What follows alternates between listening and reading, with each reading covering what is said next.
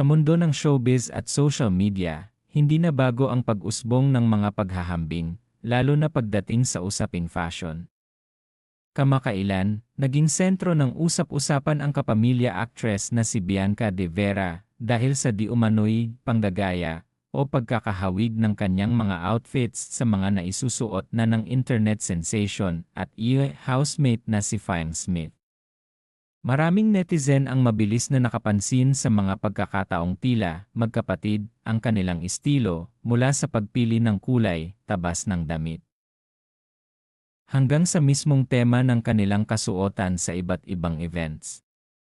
Halimbawa na lamang ang mga kumakalat na larawan kung saan kapwa sila nakasuot ng mga flower-themed tops at puting pantalon, na lalong nagpaalab sa diskusyon sa pagitan ng kanilang mga fans at basher. Gayunpaman, sa kabila ng mga akusasyon, mabilis din ang naging pagtatanggol ng mga taga-suporta ni Bianca.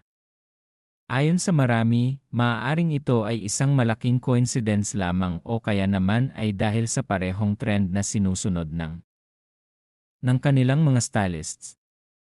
Sa industriya ng fashion, madalas na may mga in-demand na disenyo sa bawat season, kaya hindi katakatakang magkaroon ng pagkakapareho sa mga artista. Sa huli, ang mahalaga ay kung paano ito dinadala ng bawat isa.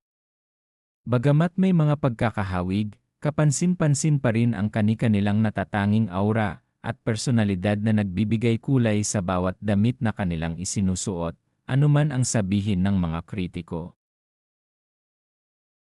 Muna natin is yung inasal new extra creamy halo-halo na may milk dusting, na mas pinag-creamy, pinasarap and all. And aside from that, I have upcoming movies, May 6. Yes! Movie ba yan? Ano ba yung napanood kong teaser na may reaction video ka nito na? Yeah!